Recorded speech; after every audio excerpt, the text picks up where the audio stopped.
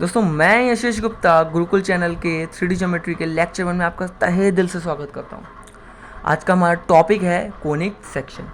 दोस्तों आज हम इस टॉपिक को अच्छे से डेप्थ में समझेंगे, इसकी डेफिनेशन समझेंगे, इसकी क्या कहते हैं वैल्यू समझेंगे और कौन कौन से कर्व, कौन कौन सी इमेजेस, कौन कौन सी शेप्स किस इसके अंडर आती हैं। कोनिक सेक्शन में कोनिक के अंडर आती हैं, हम ये समझेंगे। मतलब पूरा डेप्थ से आज निचोड़ लेना है कोनिक सेक्शन को।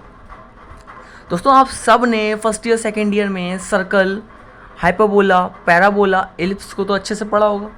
तो दोस्तों मैं आज आपको बता दूं कि ये जो चारों मैंने कैटेगरी, चारों जो शेप्स के नाम लिए, ये चारों शेप हैं, ये चारों शेप कोनिक कहलाती हैं, कोनिक के अंडर में आती हैं, कोनिक सेक्शन के अंडर में आती हैं।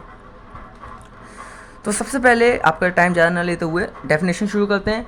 दोस्तों यहाँ पे आज दो डेफिनेशन रखी हैं मैंने, दोनों अलग अलग बुक से मैंने ली हैं। तो पहली डेफिनेशन कहती है a conic section is a curve. A conic section is a curve obtained as the intersection of the surface of a cone with a plane. It means जो कोनिक सेक्शन है वो एक कर्व है। आपने सबने curve पढ़ा होगा, curve देखा भी होगा। वो क्या है? एक कर्व है। किस चीज़ का कर्व है और कैसे ऑब्टेन्ड होता है? एक कर्व है जो बनता है, किससे बनता है? कोन के और प्लेन के जो सरफेस हैं। कोन है, कोन की शेप देखी होगी, क्या कहते हैं त्रिकोण हिसाब, त्रिकोण का होता है, त्रिकोण होता है 3D ज्योमेट्री में। प्लेन है, प्लेन तो 2D में होता है, ये सब जानते हैं। तो जो कोन है और जो प्लेन है उसका जो इंटरसेक्शन से जो शेप बनती हैं वो क्या कहलाती हैं? वो क्या कहलाती हैं? कोनिक सेक्शन कहलाती है, कोनिक कहलाती हैं। अब मैंने कह दिया तो अब क्या कहते हैं, इसे इमेज के थ्रू समझते हैं। जो मैंने अभी आपको बताया उसे इमेज के थ्रू समझते हैं। दोस्तों आप इस शेप को पहचानते होंगे ना, ये क्या है? ये कोन है। क्या ये? कोन है। अब हमने क्या किया? हमने मान लिया। किसे माना? हमने माना प्लेन को। सबसे पहले एक प्लेन को मानते हैं। यहाँ पर माना एक प्लेन है, ये कोन है, एक प्लेन है। अब दोस्तों आप सब देख सकते हैं इस कोन पे ये प्लेन क्या कर रहा है? परपेंडिकुलरली इंटरसेक्ट कर रहा है। तो अगर ये कोन को आप क्या कर रही है, विजुलाइज करने की कोशिश करिए कि ये कोन पे अगर कोई प्लेन ऐसे इंटरसेक्ट करेगा तो यहाँ पे क्या इमेज बनेगी? सर्कल बनेगा। सर्कल बनेगा ना। तो सर्कल क्या हो गया? एक कोनिक सेक्शन हो गया। ये फर्स्ट डेफिनेशन समझ में आ रही है थोड़ी सी है। अब ये भी एक कोन है। अब अगर हम क्या करते हैं, प्लेन भैया हमने बात तो इंटरसेक्शन की हुई है ना, ये तो नहीं हुई है कि हम परपेंडिकुलर ही इंटरसेक्शन होना चाहिए। नहीं, हमने क्या किया? हमने एक एंगल पे रख लिया। एंगल पे रख सकते हैं ना।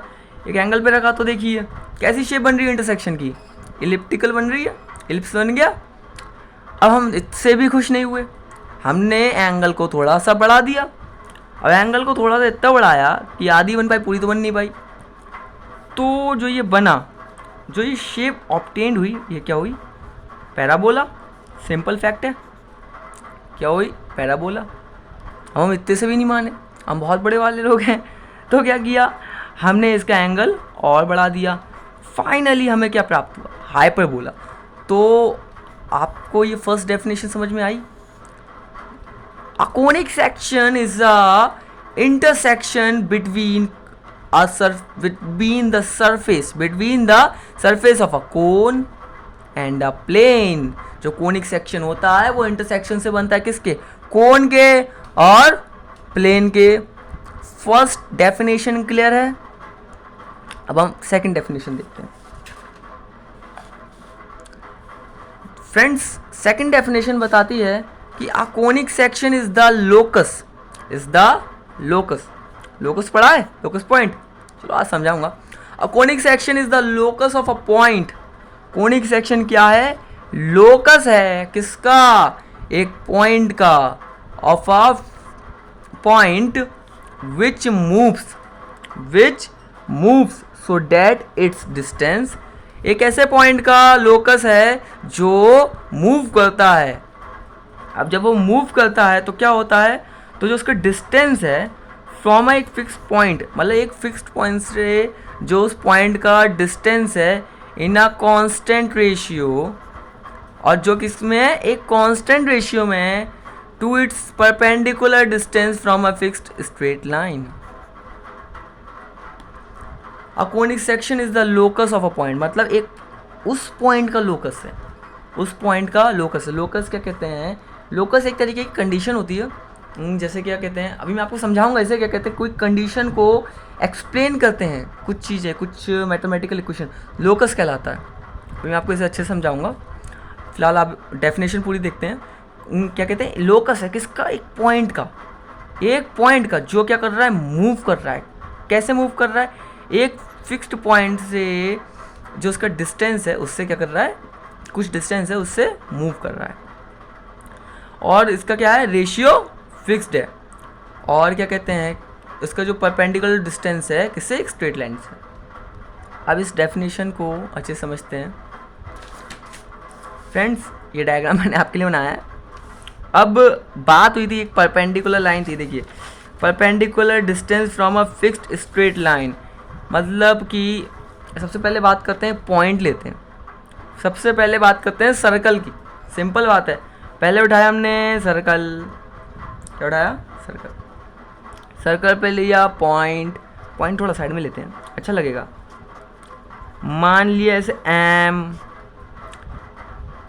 और इसका डिस्टेंस क्या है, फिक्स्ड पॉइंट से क्या है, फिक्स्ड पॉइंट क्या है, फिक्स्ड पॉइंट से इसका कोई डिस्टेंस है, सही है। और परपेंडिकुलर डिस्टेंस किससे निकाल है, स्ट्रेट लाइन से। ये फिक्स्ड पॉइंट क्या है, एक्स कॉमा वाई।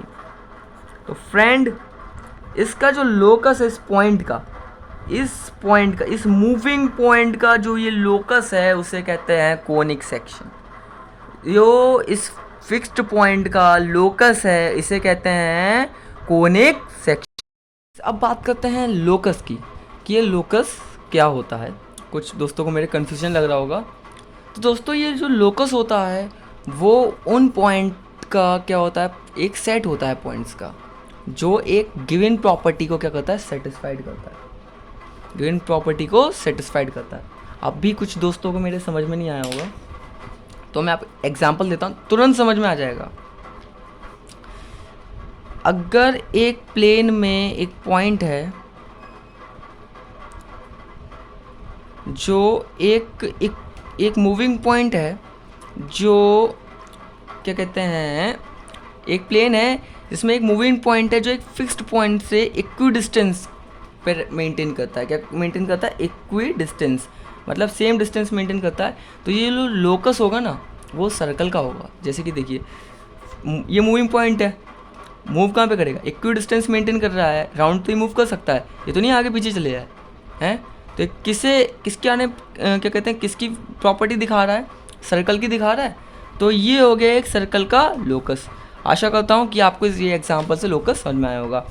अब अपने टॉपिक वापस चलते हैं।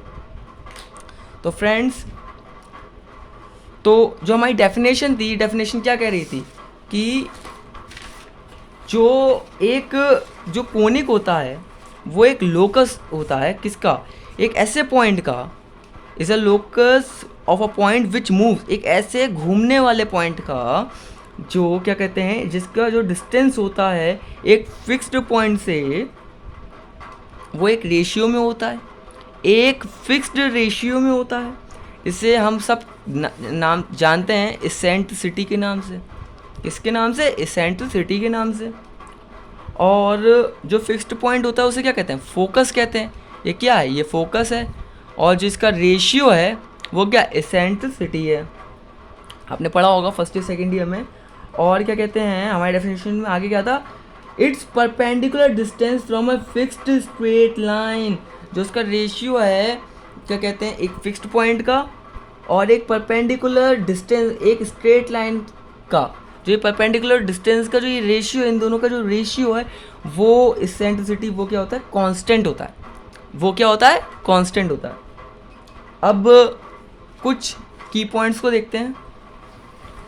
पूरी डेफिनेशन जो की पॉइंट्स हैं, कि जो फिक्स्ड पॉइंट है वो एक फोकस है, जो एक फिक्स्ड लाइन है जिससे परपेंडिकुलर डिस्टेंस हम ले रहे हैं, जो ये फिक्स्ड लाइन है जिससे हमने ये परपेंडिकुलर डिस्टेंस लिया है, ये क्या है, लाइन, डायरेक्ट्रिक्स। क्या है दोस्तों, ये लाइन डायरेक्ट्रिक्स, डायरेक्ट्रिक्स। ये हो गया फोकस, ये हो गया डायरेक्ट्रिक्स। और जो ये क्या कहते हैं फिक्स्ड डिस्टेंस है, ये फिक्स्ड पॉइंट से इस मूविंग का डिस्टेंस है, मूविंग पार्टिकल का जो भी ये मूविंग पॉइंट है, और जो ये परपेंडिकुलर डिस्टेंस है, इन दोनों का जो रेशियो है, इन दोनों का जो रेशियो है वो क्या है, इसेंट्रिसिटी है। अब दोस्तों अगर इन दोनों का रेशियो ज़ीरो, अगर इन दोनों का रेशियो ज़ीरो तो जो कोनिक होगा वो सर्कल कहलाएगा। ध्यान देने लायक पॉइंट है। E is equal to zero तो जो शेप होगी वो सर्कल कहलाएगी, कोनिक सर्कल कहलाएगा। और अगर इन दोनों का रेशियो 0 और 1 की रेंज में आता हो, ओपन, वो भी क्या कहते हैं, ये ओपन ब्रैकेट है, ओपन ब्रैकेट की रेंज में आता हो, 0 to 1 की रेंज में आता हो तो एलिप्स कहलाएगा। और अगर वो E इक्वल टू 1 हो, अगर वो यूनिटी हो तो क्या कहलाएगा, पैराबोला। और if it is greater than 1, bro, if it is greater than 1 then it is called the hyperbola, the hyperbola. So दोस्तों अंत में अगर क्या कहते हैं, मैं आपसे एक रिक्वेस्ट करना चाहूँगा, अगर आपको मेरे वीडियो अच्छे लग रहे हैं, अगर आपको ऐसे वीडियो और चाहिए तो प्लीज़ मेरे चैनल को सब्सक्राइब कीजिए, लाइक कीजिए, मेरा हौसला बढ़ाइए, बेल आइकन को प्रेस कीजिए। मैं आगे भी ऐसे ही इससे पढ़ाई से संबंधित वीडियो डालता रहूँगा। Thank you.